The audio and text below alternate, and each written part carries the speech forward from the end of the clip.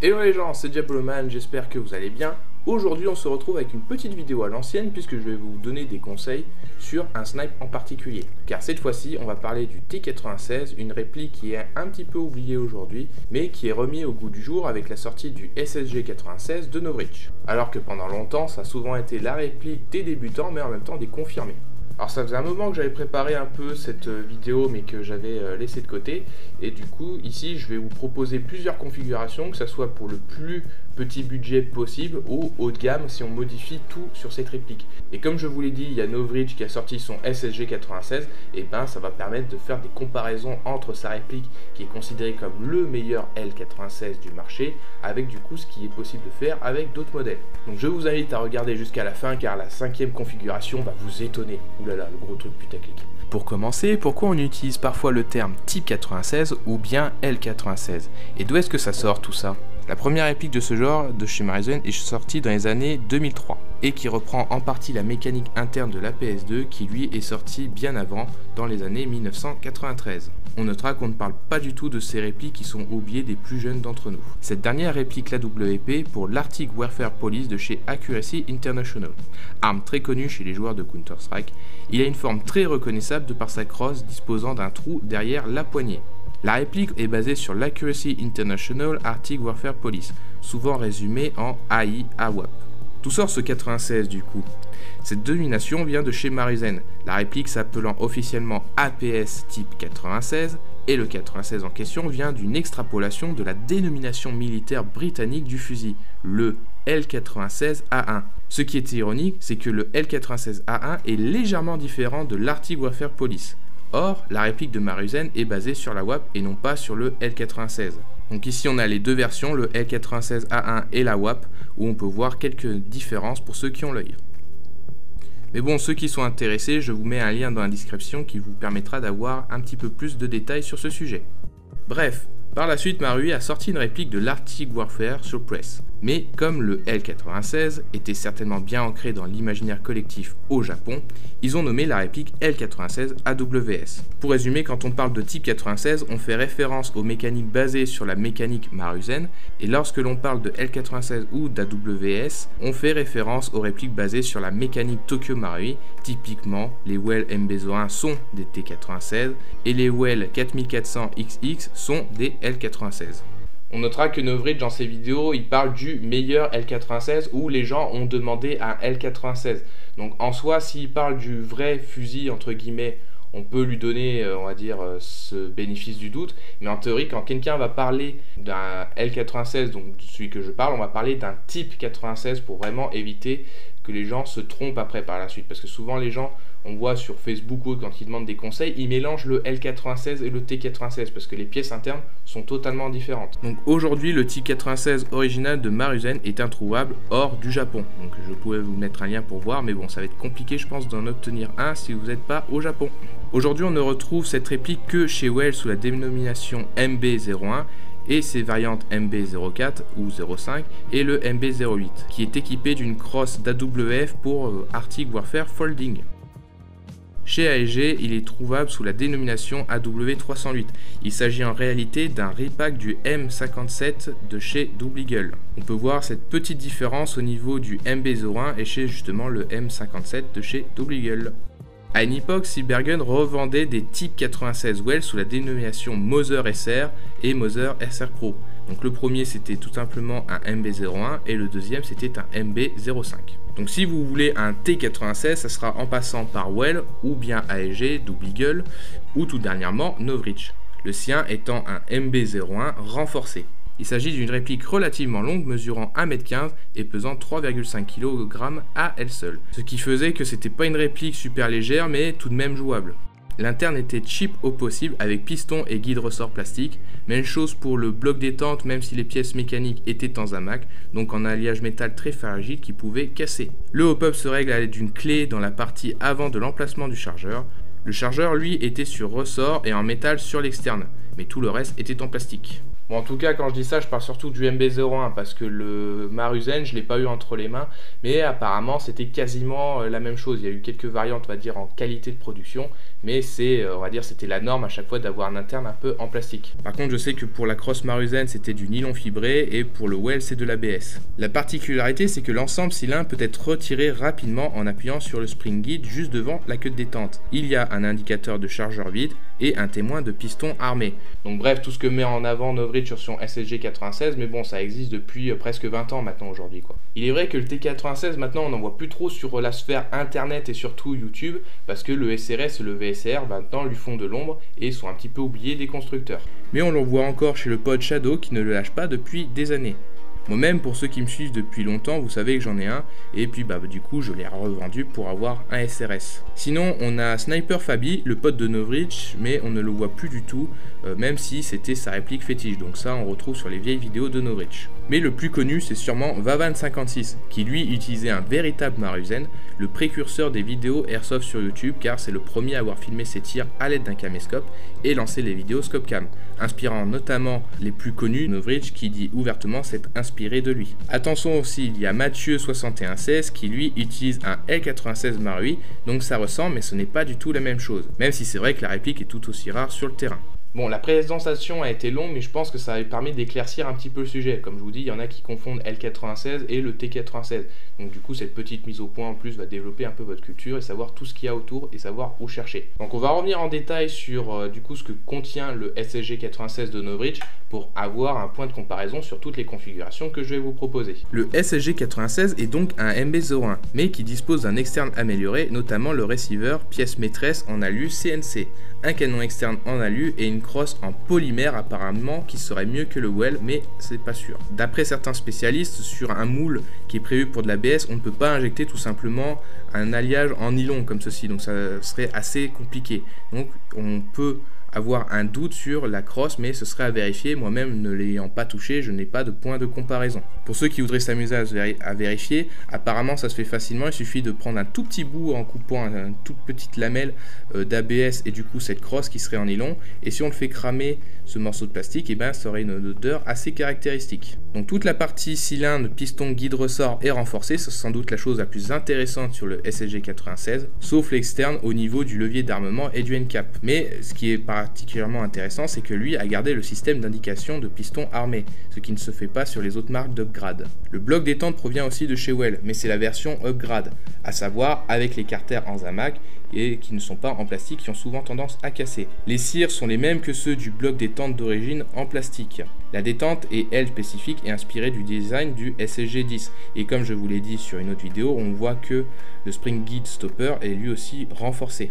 Le gros point noir vient du bloc hop-up qui est d'origine, ainsi que le canon, mais sur lequel il a mis un joint hop-up maple leaf spécifique à ce modèle, et un seul barrel spacer, car d'origine il n'y en a même pas. Et il a modifié les canons externes qui disposent d'une vis pour le réglage par le dessus du hop-up, façon TDC. Ce qui permet un réglage précis mais nécessite un outil, et il ne faut pas une trop grosse lunette. Et il est à un chargeur 23 coups en plastique transparent, le tout pour 350 €. Pour ce qui est de monter son T96, on retrouve le MB01 à 90 € sur Airsoft Entrepôt, ce qui est moins cher que Taiwan Gun pour une fois.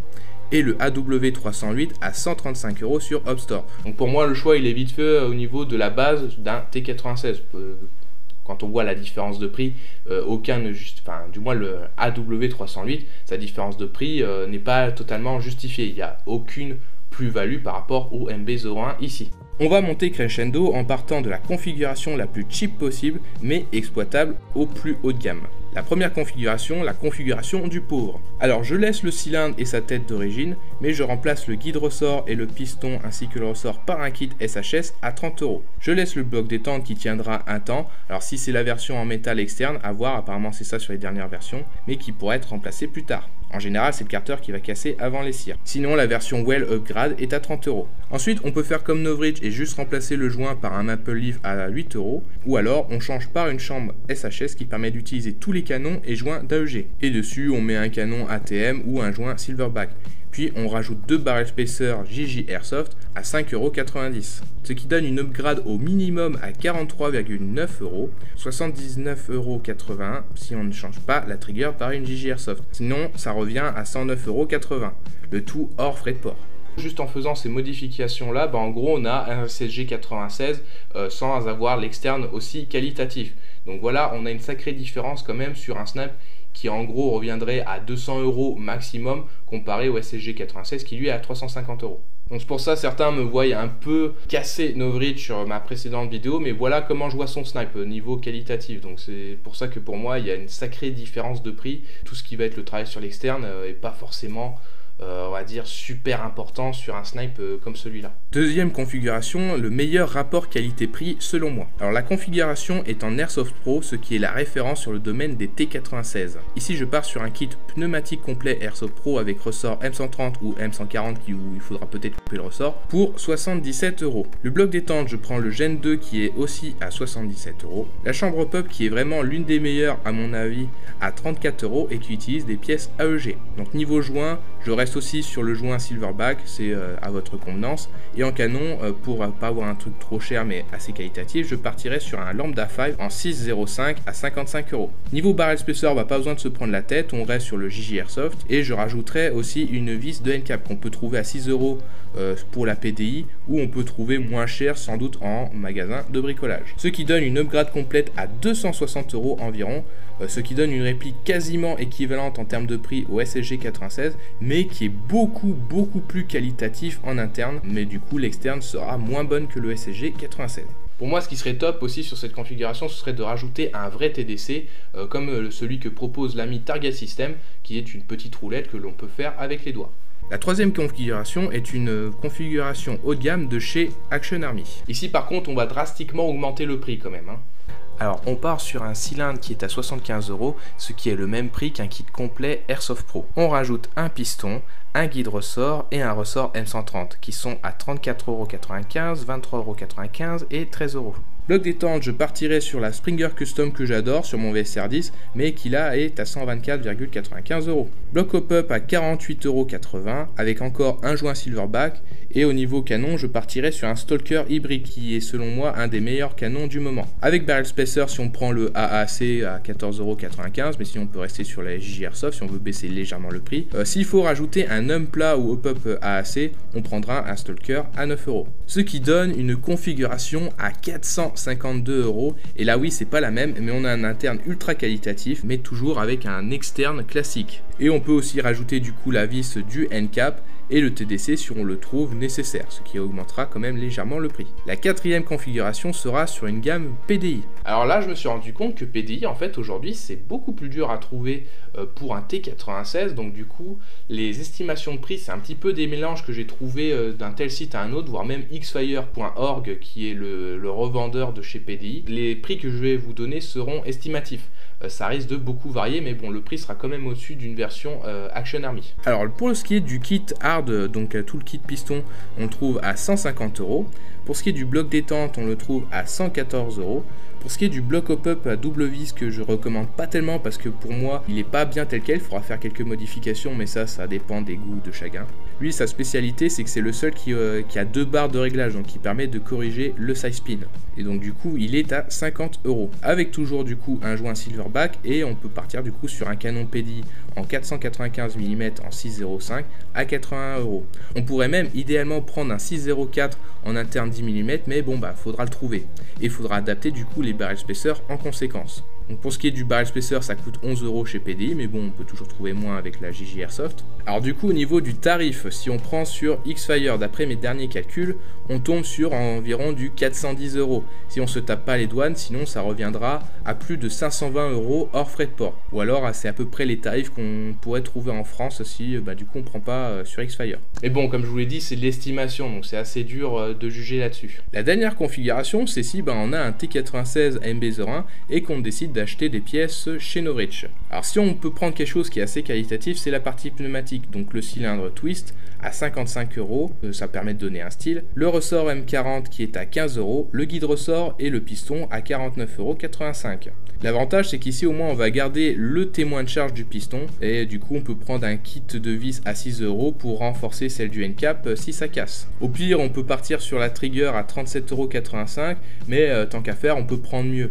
Le barrel spacer à 9,85 € unité, c'est sans doute l'un des plus chers sur le marché. Et le reste, bah désolé, c'est de la merde en barre, donc ça vaut pas le coup, tout ce qui va être au pop et canon, c'est de la merde chez lui. Donc ça c'était pour tout ce qui était de l'upgrade interne, mais qu'est-ce qu'on peut faire aussi pour l'upgrade externe? Chez Action Army, il y a le receiver à 99 € qui permet de passer en gaucher. Et pour ce qui est du canon externe, bah je crois pas qu'il soit encore sorti, même s'ils le montrent sur leur site. Et c'est concrètement le receiver qu'a copié Novritsch dans la possibilité de passer en gaucher. Pour ce qui est du PDI, bah là on augmente drastiquement le prix. On a l'externe en duralumine avec le canon qui est à 105 €. Le receiver lui est à 170 €, sur lequel il faut rajouter un rail de 40 putains d'euros. Et si on veut rajouter un silencieux, il faudra ajouter l'adaptateur spécifique à 15 €.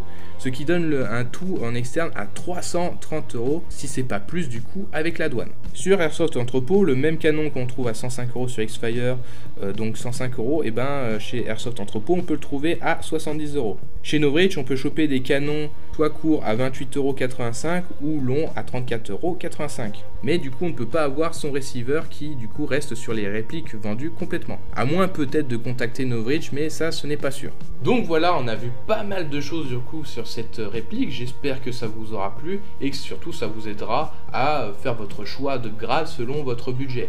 Sur la première configuration on a quelque chose quand même d'assez basique, hein. On n'a pas un truc très cher surtout au niveau du piston et on pourra améliorer petit à petit selon son budget quand surtout on n'a pas trop les moyens et qu'on veut mettre quand même quelques petits trucs dedans. Donc je mettrai quelques liens dans la description pour vous guider selon la configuration que vous souhaiterez, comme ça ça vous permettra de retrouver tout ce que je vous propose. Si jamais vous-même vous avez un T96, je vous invite à donner votre configuration en commentaire, ça pourra guider du coup tous les débutants ou ceux qui veulent se monter une réplique avec un T96 pour du coup qu'on ait les retours de votre configuration, est-ce que ça marche bien, quel ressort vous avez mis et vous obtenez quelle puissance en 0,20 g et en grammage de jeu pour avoir les joules et être sûr de ne pas dépasser. Alors si jamais vous voulez d'autres vidéos de ce genre mais avec un autre type de réplique, je vous invite massivement à laisser un pouce bleu et de me dire quel genre de réplique vous voudriez que je fasse. Est-ce que ce serait un VSR10? Mais le VSR10, je vous le dis tout de suite, ça va être compliqué parce que alors là des configurations il y en a beaucoup.